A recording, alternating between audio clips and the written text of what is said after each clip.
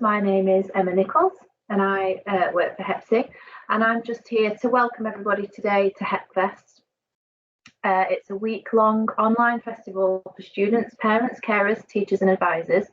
HEP is a partnership between the University of Sheffield and Sheffield Hallam University, which aims to encourage more young people and adults to consider higher education opportunities, and it also delivers the South Yorkshire Uni Connect programme HEPSI in partnership with local schools and colleges.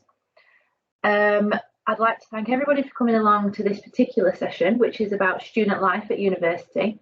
It is going to be recorded. As I said at the start, if you don't want your face on camera, please feel free to turn your camera off. The recording will begin in just a second, and it will focus on the speaker rather than the gallery view, so we're not going to be watching any of our guests on the camera. If you're not already, please ensure you're on mute, but if you do have any questions or any comments, please post them in the chat and we'll answer either during or at the end of the session. So I've got great pleasure in introducing my colleagues Belle and Heather, who are from Sheffield Hallam University, and I'll hand over to you guys now. Thanks, Emma. Hi everyone, thanks for having us today. So today we are going to be talking about student life. So I'm going to introduce the team today that we've got to answer your questions. We've got a few topics that we're going to go through as well, but if anyone does have any questions about what it's like to be a student, going to university, making those next steps, please feel free to pop it in the chat. The session's going to be quite informal, so we'll be able to go through your questions and answer anything that you've got queries about. So my name's Belle. I work at Sheffield Hallam University in the student recruitment engagement team. So we help students at schools and colleges with their choices after post-18 kind of school or college. I did actually go to Sheffield Hallam University and I studied a degree in biochemistry, did a placement year, and then I worked at Hallam ever since actually. So I'll hand over to Heather. Thanks, Belle. Yeah, so my name's Heather and I also work at Sheffield Hallam University in the same team as Belle. I went to Sheffield Hallam as well, 2014 now, so maybe I'm not as relevant as I once was. But yeah, now I work in the schools and college recruitment team, and I studied education studies, so if anybody's got any questions around those courses as well, feel free to ask. And I can hand over to our student ambassadors now. Shall I hand over to Roxana? Hi, my name's Roxana. I'm currently in my second year of creative writing, but I first started university in 2018 and I was doing film studies and screenwriting. I didn't really enjoy the course, so in my second year I managed to change the course to creative writing. Thanks, Roxana. Jess Morley, do you want to give an introduction to yourself? Yeah, so my name's Jess. So I'm a third year children's nursing student. So I started in September 19 and looking to graduate this September and get a job from there. Thanks, Jess. And we've got Jessica Miller as well. Yeah, hi everyone. I'm Jess and I study at the University of Sheffield and I do politics and philosophy and I'm in my third year. Brilliant, thank you. So I don't know if anyone's got any questions related to any of the courses that any of us are doing. Feel free to pop in the chat, but I think what we'll do is we'll kick off with just some things about student life that you might not have considered or you might be thinking about. So what kind of things do you need to know is the main thing about this session. We want to make sure that you're fully aware of kind of anything to do with student life, basically. So one of the things is obviously schools very or college is very kind of structured, whereas university might be a little bit different to that. So I think it's really good to kind of compare and contrast what you're used to at the moment and then what it means to be at university. So kind of what do you do with all your time is one of the main questions that we get. So there's a few things that we've mentioned on the slide there. So maybe we should start with what is student life like, and should we head to Roxana first, if that's all right? So that depends on what you want to do in your free time. So from what I've noticed, that the main difference between sixth form college and university was that rather than having a timetabled scheduled time to do your own studying and you have to do your homework, at university, you choose whenever you want to do that, whether or not you even choose to do that. So there's no teachers chasing you to do your work. It's mostly you're either going to do it of your own will, or it's not going to get done at all, and no one's going to chase you up for that. So that's the main difference I've noticed. Jess Morley or Jess Miller, any kind of comparisons for you? I'd probably say for myself, so doing a healthcare course, like a lot of healthcare courses and other ones, to do with having placements. So my course, along with a lot of others, is 50% placement and 50% university theory learning. So you can imagine that is a massive contrast throughout my academic year. So just regarding the placement side of things, doing nursing, if I'm on placement, it's the complete opposite to when I'm off placement. So it could be having 12-hour shifts and you're doing 3 or 4 a week, doing full-time hours. Or you might be on a placement that for me is like what we call community placement. So this is more of a Monday to Friday job, but you're doing them full-time hours like you would be into the career. So obviously you can imagine that's a lot less socialising. You have a lot less free time because obviously when you're not at work, you're then preparing for either the next shift or you're just wanting to get your sleep and chill out. So that's a massive contrast when I'm not on placement. Thanks, Jess. I think it's really important to have that different aspect of going to university, because there's lots of different courses that you can do and they are very different depending on the subject area.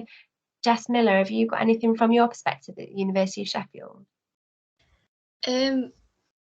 Yeah, mine's very different to the other Jess. I'm hardly at uni. I've got about 3 contact hours a week. So that's 3 hours of actually being in uni. So the rest of the time I'm doing either like independent study or just doing stuff that I like going out for food and seeing my friends. So yeah, I have free time, but a lot of it does need to be dedicated to independent study as well. Thanks, Jess. So we've got a few different topics on there. Is there anything that you'd particularly like to kind of share anything? We've got some slides coming up which we will talk in a bit more in depth, but I suppose what we're going to cover today is mainly about kind of moving to university or staying at home and commuting, what university kind of timetables are like, so whether that's contact time or like we've just mentioned there, whether you're on placement. Then there's a few things around like social life, sports clubs, societies, how you can get involved in all that type of thing as well. We'll touch on that too. And then how you can earn a bit of money while you're studying as well. So we'll, like I said, if there's any questions, feel free to pop them in the chat and we'll just go through some of these topics if that's all right.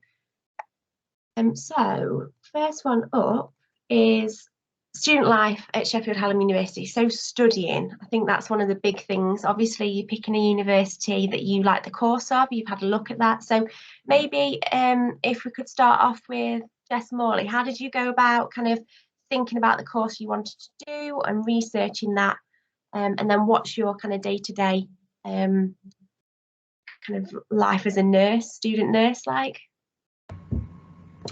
Yeah, so getting into a nursing degree, obviously as you can probably hear about, you might know of, it's quite competitive. It's something that once you get into, there is an interview process and things like that to get where you want to be. So for myself, I'd grown up doing lots of different part-time jobs with children by chance, which wasn't actually directly planned. That was my intention to get me where I wanted to be. It's just what I enjoyed doing, and I did enjoy working with children, building relationships up.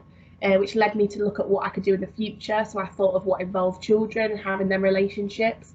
Also, when I thought of like transferable skills, which is a massive one, so that I went from coaching gymnastics to then thinking how that could link to me getting onto a children's nursing degree, which is a massive transferable skills. There's lots involved that you don't always directly see, but I knew that I wanted to work with children and parents. I liked the kind of medical side of things, so it directly drew me to the children's nursing route. And then it was starting the process of researching universities, researching where I actually did my course. There is a lot of universities that don't do either nursing or children's nursing, so that's a massive factor.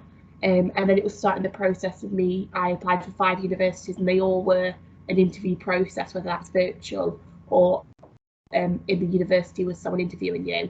And that's where my process kind of started to get onto my course, and when I set myself on going to Sheffield Hallam to be in the position I'm in now. So yeah. Thanks, Jess. And then Roxana, what about you? How was your experience of kind of researching universities, finding out what you wanted to study? So for me, it was quite the opposite because I wasn't sure what it is that I wanted to do when I went to university. I just was adamant that I need to go to university. Just was kind of scared of going straight into the workforce. So it was like, you know, I'm just gonna give myself those few years, try to learn what it is that I actually want to do. So when I started off with film studies and screenwriting, that was just an area of interest that I then learned that's not something that I'm gonna be able to turn into work because I didn't enjoy it at all. So I explored. So when I got to Sheffield Hallam, it was just a university for me to go to. I didn't put much research into it. Because I'm coming from Reading, I moved all the way across country to come to Sheffield Hallam. So that was idealistic for me. I wanted to get away from my hometown. I wanted to go all the way up north. So it just happened to be Sheffield Hallam, and it turned to be a great university for me because they allowed me to explore different interest areas. So from screenwriting, I could then look at different courses that were related to that, and then I chose creative writing from that. So even though it's a course that's not necessarily, I don't know what job I'm gonna get, the different possibilities that Sheffield Hallam gave me, like over the summer I had a placement where I worked within the SROT team, the student recruitment team, as an activity officer, and that just helped me shape to realize who I want to be once I graduate. So jobs like that within the public sector are something that I've learned through going to university, that this is something I want to do once I graduate. Well, thanks, Roxana. And it's definitely true. You can start on one journey or one kind of area, a particular course, and then have different opportunities and kind of move around. Jess Miller, what about you? How did you go about picking your course of interest in the university? So I knew I always loved RE and I loved philosophy, so I chose philosophy, and then I wanted to bring it up to date a little bit, so I chose to do a dual degree and add politics.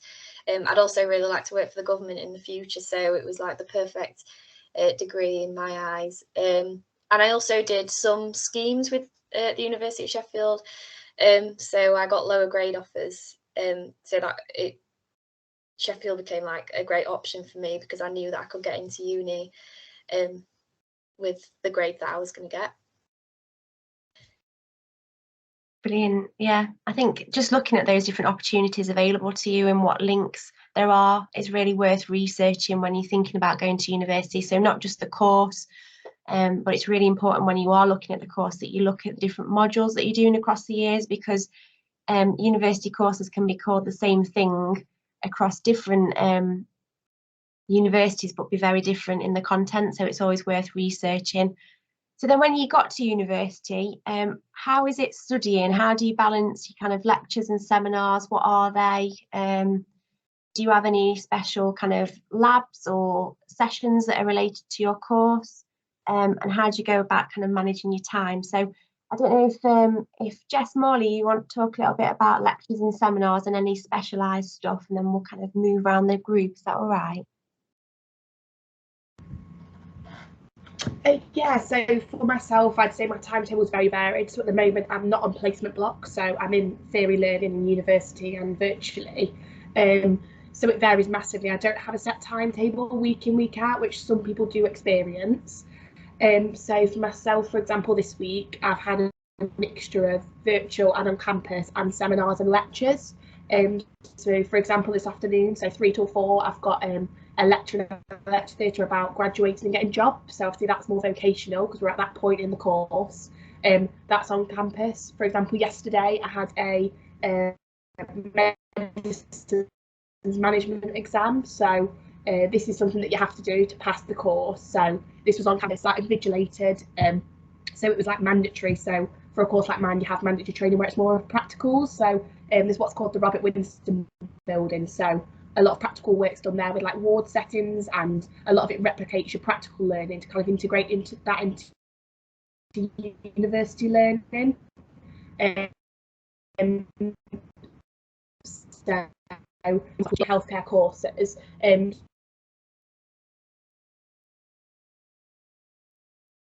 Well, Jess, I think you might have froze on mine. I'm not sure if that's the same for everyone else. We'll come back to Jess in a minute. So thank you. That was really insightful, the kind of various activities that you do during your course. It's very varied. How about kind of, I've actually got a question in there. So it's about the scheme that you on, Jess Miller, at University of Sheffield. Can you give us a bit more detail about that? Yeah, so in year 9 to 11, I did a scheme with the University of Sheffield called Discover Us, and it was through the school. They outreach to lots of schools in Sheffield, Rotherham, the surrounding areas, and we'd go on like day trips to the uni, do summer schools, and that helped me get onto the next scheme in sixth form, which was more specified to what I wanted to do. So it was Discover Arts and Humanities, and I did that throughout sixth form, which was the same, going on open days, taster lectures, taster seminars, and that gave me the offer of ABB for the University of Sheffield. So even though my experience was tailored to the University of Sheffield, loads of other unis do stuff like this, so you should always look out for them, because it saved me, because I wanted to go to Durham, and I didn't get in, and because of my lower grade offer from University of Sheffield, I managed to get in. So if I'd not done the scheme, I wouldn't be here.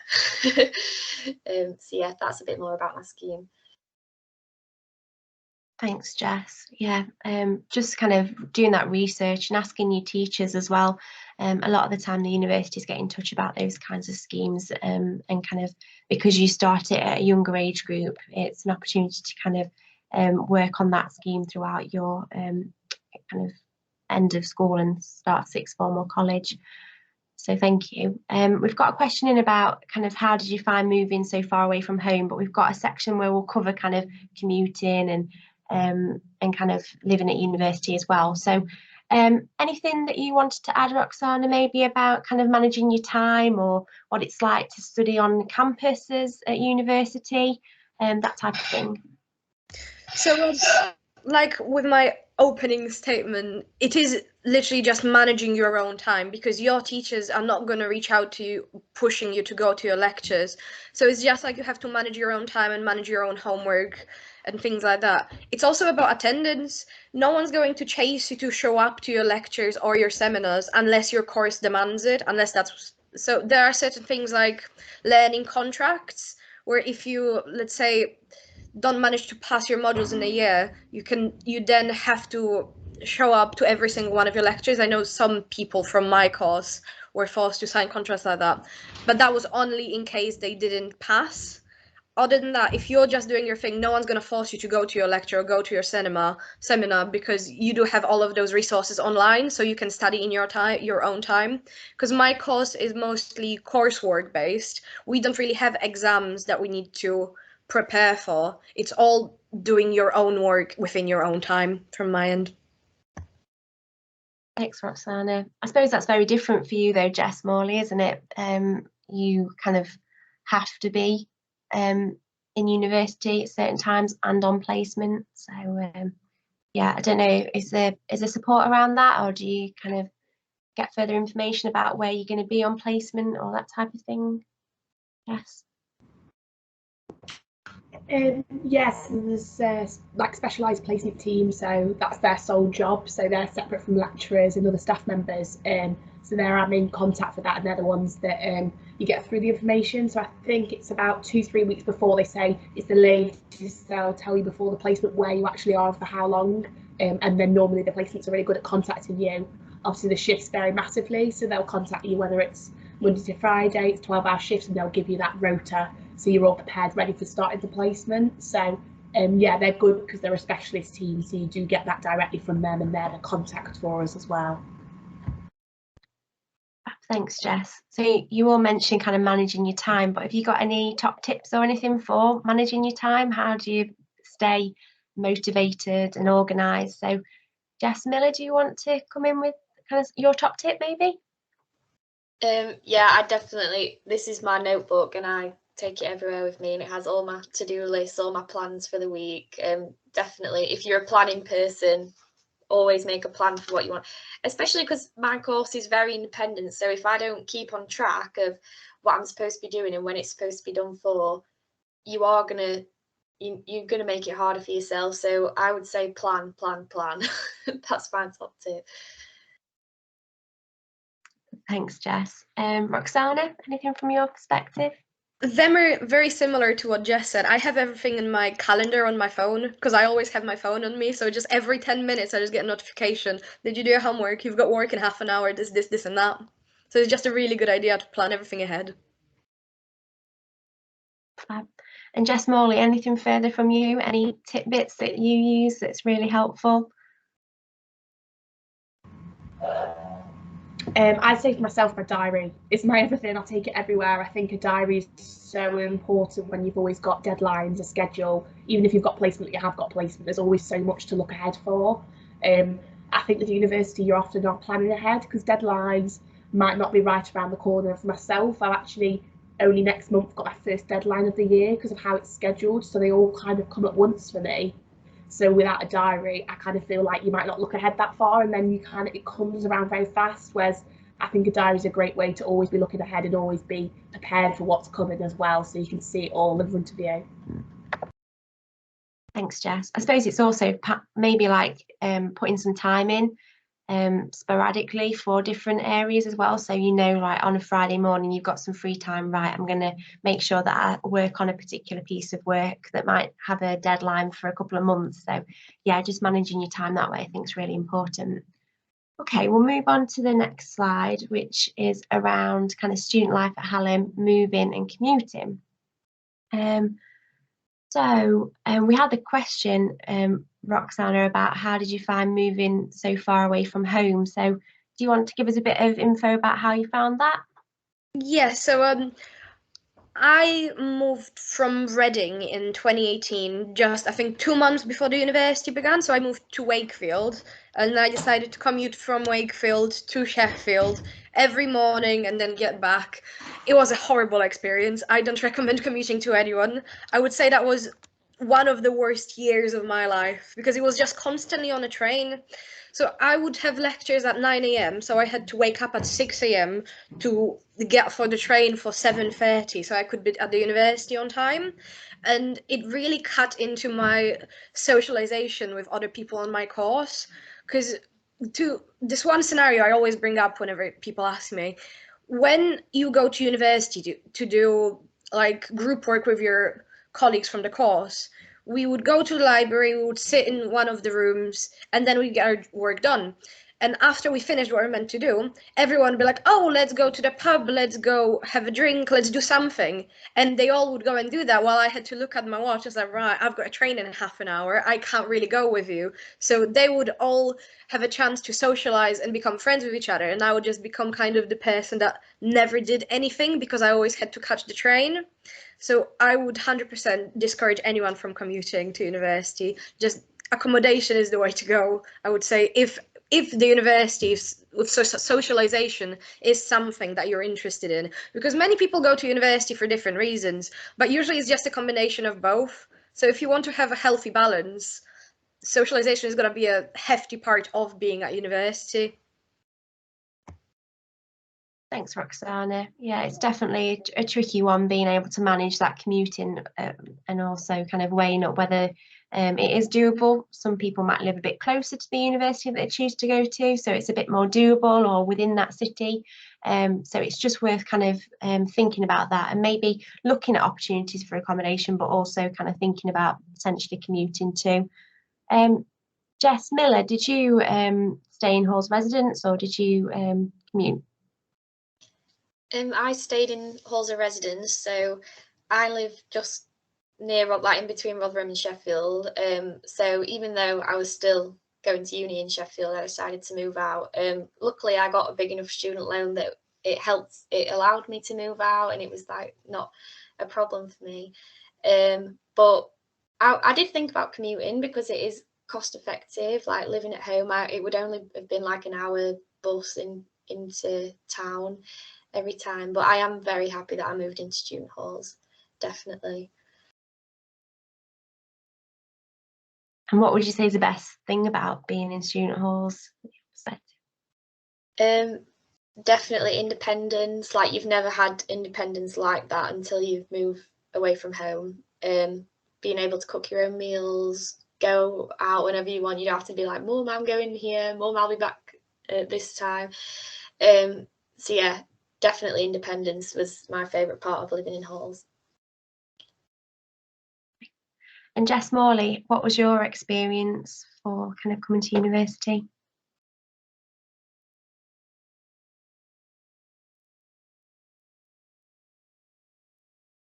Sorry, Jess, I know you did a children's nursing course, so it was just kind of whether that was different for you, especially starting in 2019 and having quite a lot of virtual sessions and that type of thing. Yeah, so I moved into halls originally, so I had about 6 months before COVID hit. But for my course, I'd say it's probably a very different experience of moving out or commuting. At times I've struggled quite a lot actually moving out, probably a bit of a different perspective. So I know a lot of people in my course that commute, and it actually works very well for them. So my course is very demanding when you're on placement. So actually cooking for yourself, cleaning for yourself, living on your own is a massive demand alongside working them hours. Whereas when you think of commuting, you've actually got that home comfort, but you've also probably got a lot more support there. So I think it's what works best for you. So I made it work, and I love moving out, and I've loved having 3 years on and off away from home regarding the lockdowns. But actually commuting can work really well for you, depending where you live and what course you do. Sometimes it's a no-brainer. You think, I live in Sheffield, well, why not move? Why not stay at home instead of moving out? And also having that support at home and having whether that works a lot better for your lifestyle and your schedule is always a factor to consider. So it's just what works for you. I don't think you can always judge it based on other people and what you hear and see, because it's so hard to decide sometimes. So you've kind of just got to weigh it up and see what your demands are and where's best for you really in total. Thanks, Jess. So I think everyone's actually lived in accommodation at one point. So if we wanted to kind of think about being more independent and those types of skills, and maybe budgeting and thinking about kind of how you survive almost on your own, is there anything that you could share with the groups that are with us today about kind of managing your own money, or how you kind of make sure that you spend time studying but also have a good social life, or how are you meeting new friends and that type of thing? So Roxana, do you want to kick off for us? So I moved into student accommodation in 2020, so that was last year, and it was when lockdown was happening, so we were kind of stuck only having an opportunity to meet people who lived inside of the accommodation. So from one perspective, I was quite lucky, because that meant that the entire community of people who lived there, we were quite close together, and we had no problem becoming friends with each other at all. So that was one of the positives. But when it comes to budgeting, I learned it the hard way that it can be quite difficult. So sometimes when you have the weekend off where you don't really have to do any studying, at least that was for me, I would usually study Monday until Thursday, and then Friday until Sunday I'd have the time to do whatever I wanted. And at the beginning of the month, when I just got paid, I didn't think ahead. It was like, okay, I've got the money now. That doesn't mean I'm not going to have it later. I'm definitely going to have that money later. So it's okay. I can spend a little bit. And then I do that every weekend until it's 2 weekends until I'm getting paid. And it's like, oh no, I don't have enough left to buy myself food. So I had to make an emergency trip to go back home to visit my parents and just stay there until I got paid. And then I'd have to go back. So budgeting ahead of time is a really good idea. Don't think that you're going to have a limitless amount of money just because you have a job and you will get paid, because that put me into a false sense of security. So just think how much money you're going to need for the food.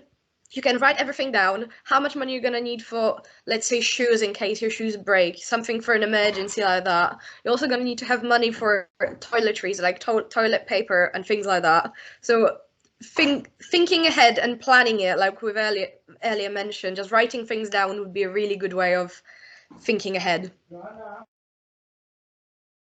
Thanks, Roxana. I suppose, has anyone got anything they want to share, maybe Jess Miller, about kind of your flatmates and how you found meeting new people through your accommodation as opposed to your course or anything like that? Yeah, so I moved into a flat of 10 people, so I was bound to meet a lot of people when I first started. I think one thing to say is that you're not going to get on with everyone. Sometimes it's tiring being the best version of yourself all the time, and that don't put sign up to things. You have to sign up to things in them first few weeks. That's how you're going to meet people. Go around to other flats. Like, don't just stay in your own flat. Always make the effort to talk to people in your seminars and in your lectures, because it is a horrible feeling when you first get there and you don't know anyone, but you have to remember everyone's in the same boat. Everybody wants to make friends, but don't put too much pressure on yourself. It will all work out. Thanks, Jess. Wise words. Everyone is in the same boat, and it just kind of start with, does anyone want a cup of tea or anything like that? Gets people kind of together, doesn't it? So that's brilliant. Thank you. Right, we'll move on to the next area around kind of socialising. So has anyone been part of any societies or sports clubs or anything around Sheffield that you can talk about? Roxana, have you been part of any clubs or societies? So in 2019, before the lockdown hit us, when I was still living in Sheffield, I decided to join the Scout Society. So I thought it was gonna bring like memories of back in the day when I was little and I was a scout, like tying the knots and like going camping. So that's what I imagined the society would be. But then I just got tricked into just like, no, we just have one common interest, so we're just gonna meet up once a week and just have fun together. So it's like, oh, let's go for dinner, or let's go and have wine and cheese night where you all test different wines and cheeses. Even though the society was about scouts, we never really talked about that. It was just one common interest we all had, and that was an excuse to meet up. So that's, from my experience, that was a wonderful society to join.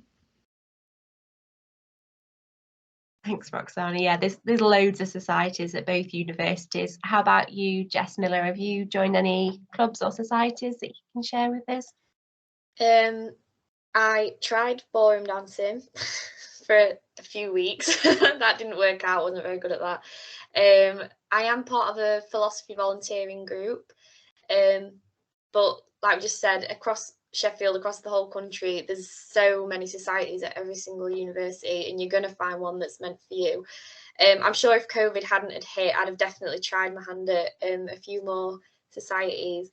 But yeah, I love my volunteering society. So like, it can be a fun, like you've got your sports, you've got like what Roxana just said, like socialising ones, or you can do ones like me, like a volunteering one, and they're all going to help you make friends and meet new people.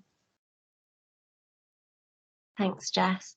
Jess Morley, have you got any, are you part of any sports clubs or societies while you're in the course?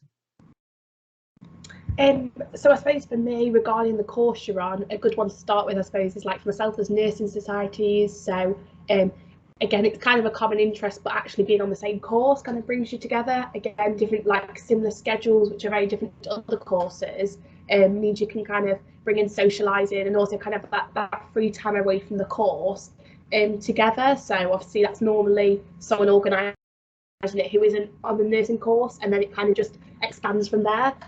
For myself, I didn't actually do any sports ones, and so I suppose it's where your interests lie, whether you're doing societies based on your course, whether it's volunteering like Jess said, or whether you are really keen on sports, and you could do lots of different ones. Thanks, Jess. Yeah, usually when you first start university, there's a big opportunity during Welcome Week or Freshers Week where you can go to a sports clubs and societies fairs and find out about them and sign up and try it out. And sports clubs range from kind of any of the regular sports that you can think of through to things like ultimate frisbee and some more of the more obscure ones. So it's definitely worth kind of finding out what's available and whether you just want to do that at kind of with your friends, that type of thing, or whether you are kind of elite in that area, that you can get into sports clubs that way. And then societies, like the girls have mentioned, there is lots of societies available where you can find people that are like the same common interests as you, whether that's linked to your course or volunteering or scouts, or there is things like Quidditch Society at Sheffield Hallam University, so really quite random ones as well. So there's always opportunities to meet new people and and kind of follow that throughout the whole of your university life too. Let's move on again. So one of the things that's a big kind of concern at university sometimes is managing your money, but there are opportunities to kind of not only think about your student loans and stuff, but also get a bit of part-time work while you're studying. So I suppose it's a really good opportunity to kind of ask you guys, how are you finding doing part-time work? What's your experience of that? So should we go to Jess Morley first? Is that all right? Yeah, so I suppose for ourselves being here today is a student ambassador role, which you may or may not know is actually a paid role. So it does class as your part-time job, as well as being amazing for experience and also kind of giving something back and helping other people. It is a good way to have that income alongside it. I know for myself, it's probably the only job I'd be able to manage with placement. Placement makes it so challenging to have a job where it might be in a shop, a restaurant, a bar. Unless they're accommodated, it can be hard to manage the time, where a job like this is so flexible and accommodating to what your course responsibilities are. It's always a good thing for anyone to consider doing. Thanks, Jess. Roxana, have you got any other kind of work opportunities that you've been involved in? So I've had quite a few jobs since joining the university. So in my first year, so I don't know if there's a rule against it or not, but when I was in my first year, I couldn't get a job at the university, even though I really wanted to. So I don't know if this is because the university prefers first years to focus on their studying or something, but it just wasn't an option for me. I wasn't allowed to apply for a job in my first year. So I started working for a restaurant that I found nearby, and it was minimum pay, and they didn't really want to do contracts. It was more of a, you're a student, we'll pay you and then you'll live off tips and it's fine. So it was a little bit dodgy, but I didn't realize that at the time. I just thought that's how it's meant to be. And comparing that experience of me having to work 8 hours in a row, just having to pick up heavy things. In my second year, I managed to get a job as not an activity officer. I managed to get a job as a student ambassador, which meant I was helping out with open days. I would deliver campus tours, and through that, I also got a job answering inquiries. So I would answer emails for some of the mailboxes and answer the phone lines when people called in. So just comparing the two experiences, if you have an option to apply for a campus job, I would 100% recommend it, because there is quite a lot of campus jobs going around, and it's more the company is more ethical than somewhere else. Like the restaurant I worked for, those were not really nice people. They didn't really follow any of the rules. They didn't really care that I had lectures next morning. They'd make me stay until the end of the shift, and then I'd be tired having to go back. So you should compare the different job opportunities that you have and see what suits you the most. Look at the different benefits and look at the different downsides and upsides that there are to each job, and just choose something that's right for you, because there are quite a few jobs going around, so you don't have to settle for something just because it's easier. Thanks, Roxana. That's a really good point. Most, I know at Sheffield Hallam and the University of Sheffield will have the same. They have like a campus jobs area where you can go to them, and they've linked up with either on campus, so jobs that you can do at the university, or they've worked with someone within the area who are looking for roles to be fulfilled, and they can make sure that they recommend those types of things. So yeah, that's a really good point. And it's also worthwhile making sure that it's a manageable amount of time as well. So you don't want to be going to university and then just working the whole time, because you need to focus on your studies as well. So it's really important that you kind of get that balance. And if it does kind of tip over, you need to kind of tell your manager or reassess the situation. Jess, you mentioned you did some volunteering, so I don't know if you can talk about that, or maybe how that links to kind of having a job role as well. Yeah, so I'm obviously an ambassador like the rest of us, and I'm an ambassador for uni as well, so that's how I get my job. But work money, that's how I get my money. But Yes, volunteering. I am part of the committee as well, so that takes up quite a bit of my time. And then on a Monday night, I'll go to the homeless shelter that we're connected with and run sessions with the residents there about philosophy. But it definitely means that because I'm doing ambassador work, volunteering, got to do my uni work, it's all about that balance. And I wouldn't take anything else on now. Like, this is it for me. I've pushed myself this far, and I know I've got to my limit, so I wouldn't take on anything else. And it is just finding that balance, because as much as you think, a lot of the time, I'm sure we all think, oh, I just want to get into bed, like I just want to use this time to have a nap. The opportunities that you get at uni, definitely you can fit in a job if you are worried about money, but do not push yourself too far.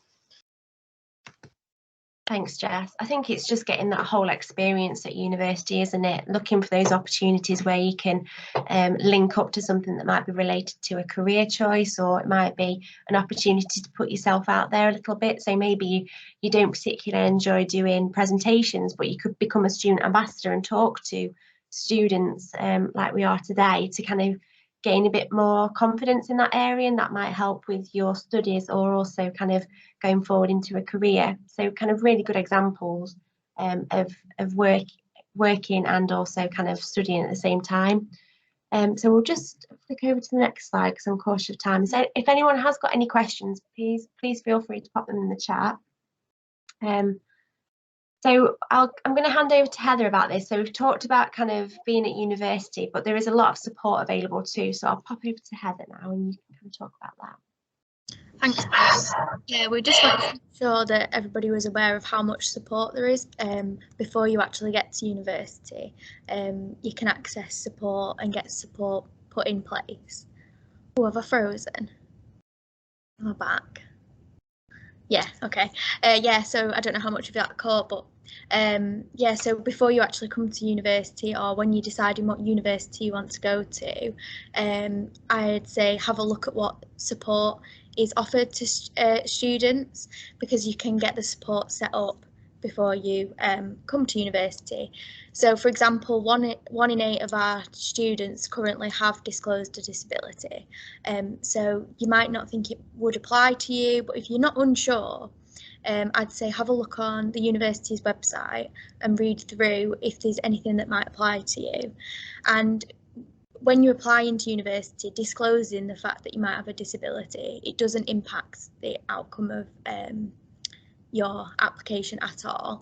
And we think it's really important to mention that, because you might be thinking, oh, if I want to get a job, or when I'm applying to university, will this affect my application?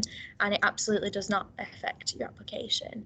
The kind of different support you could get at university is learning contracts. So that's something that's shared with your lecturers, and if you need any extra support put in place during lectures or around the work you do in the lectures and seminars, there's support workers available as well, if that's something that might be worked into your learning contract. And this is kind of a document that's agreed with you and somebody in student support, so you kind of come to an agreement of how much support you need and like what would work best for you. So it's very individual based on what you need. And there's also opportunity to get extra equipment and assistive technology, which could help you with your lectures, seminars and completing university work as well. Just to note as well, if you've got all this, some support set up whilst you're at school or college, it's not automatically transferred. So like the education system doesn't know that you've had anything put in place. So that when you're thinking of applying to university, you're going to have to look at starting that process again. And again, it's just about getting in touch and starting the conversations off about putting the support in place, so that once you arrive, you know what plan you've got. So if we could just move on to the next slide, please.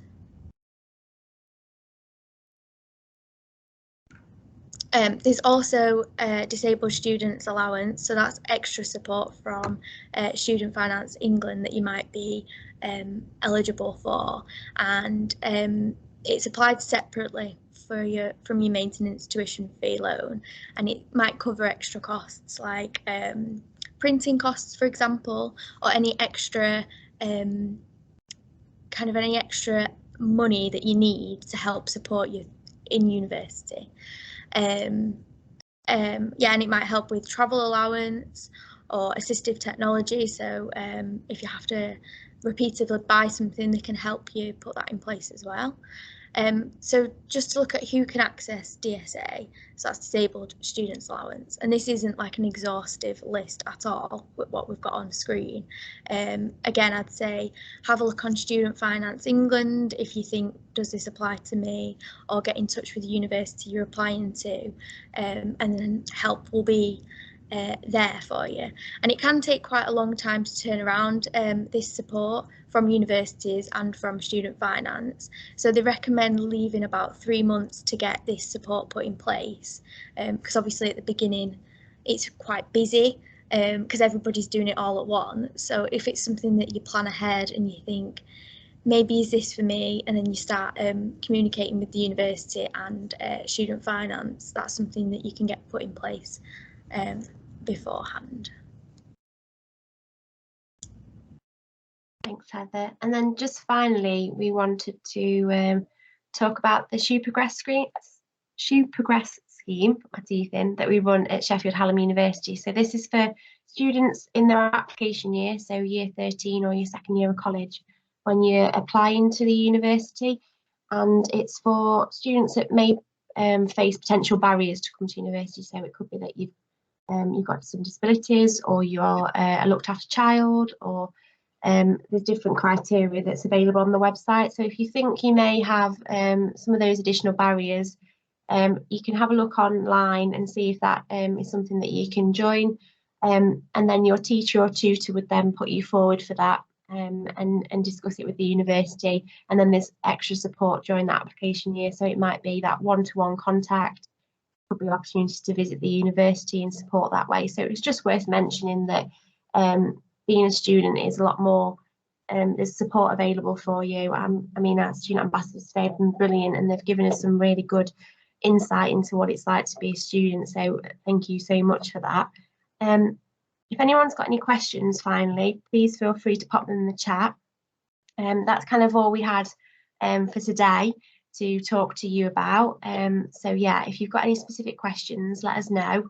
And if not, we'll just hand back over to Emma. Oh, sorry, I'm ahead of myself. We're just going to talk about opportunities to come to university. So we mentioned that obviously you're thinking about going to university. What are the best ways of doing it? So open days are a really good opportunity to come and find out a little bit more. They're all on the university's website, so you can find out when the dates are and come and visit. I'm sure our ambassadors will be able to give us a bit more information about what it's like to come on an open day, but definitely a really good opportunity to kind of see what the university and the courses are that you're studying. There's also opportunities to engage with the university over social media, so Facebook, Twitter, Instagram, TikTok. And then there's something that we run at Hallam called Chat with Student, where we've got profiles on the university website that you can kind of go and ask them questions and they'll get back to you. And it's from a student's perspective, so a little bit like Student Life session that we've done today, but giving you that insight into what it's like. If you've got any questions that relate to courses or interests or moving away, that type of thing, that's an opportunity to do that. So I'll shut up now and hand you back over to Emma. But yeah, let us know if you've got any further questions. Thank you, Heather, and that wonderful team of ambassadors who gave us a real insight into what it's really like day to day, and very thorough insight at what student life is like in all different ranges of university experiences.